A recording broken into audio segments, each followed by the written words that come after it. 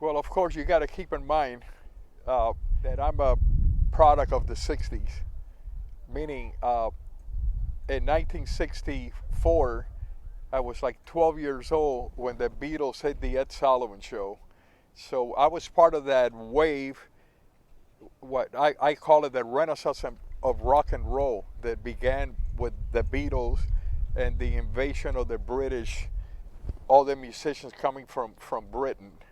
So yeah, after seeing Ringo Starr on the drums, that was it. That's what I wanted to be. I wanted to be like Ringo Starr. Of course, I did not get to the promised land like he did.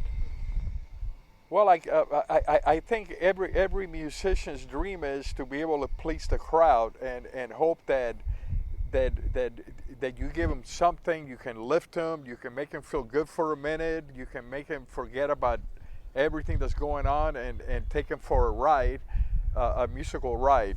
Uh, I would say that's the best high that when the people are feeding off of your performance and you know that people are digging your performance. I think that's, I would say in a nutshell, that's what I would like to do to lift people and put a smile on people's face when we perform. Blues music, believe it or not, back in the days in the 60s, you were either for the Beatles or you were for the Rolling Stones.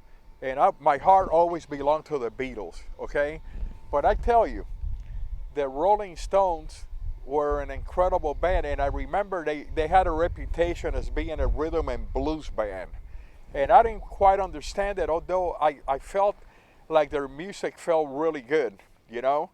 And years later, I realized that the Stones were like a blues band. They were rhythm and blues. And I really enjoy that music. So I did not really get into that kind of music because I was more into like rock and Motown when I was a kid. And then with my business, I kind of got out of the drums for like 35 years. But I was very fortunate to hook up with Bill Grisalia and Chap Cooper that gave me the opportunity to audition for the New Blues Revolution, their band. So I got in that band like a couple years ago, and now I've been playing blues. I've been concentrating and really tweaking out my shuffles so they feel better. And I'm being exposed to playing with a lot of blues musicians, and I'm really digging it. I really love the whole vibe, the hats, the whole thing. The music is very cool, and I'm constantly playing with new blues players, and I'm really, really enjoying playing the blues. I'm kind of new at this, but I'm really enjoying it. Well, I tell you, I of course, performing is to me. I always tell Bill, whether it's a paid gig or it's not a paid gig, let's do 100 gigs a month because I enjoy giving to the community, and playing. Like I said, it's like this camaraderie of all these blues players. My buddy Lester comes to mind. You have all these fine musicians that want to give to the community, and I want to be a part of that.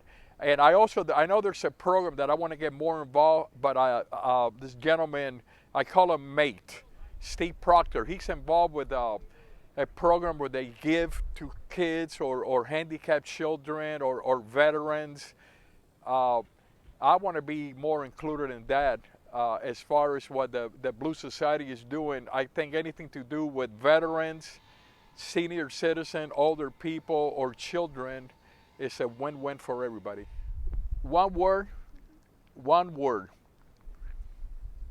First class.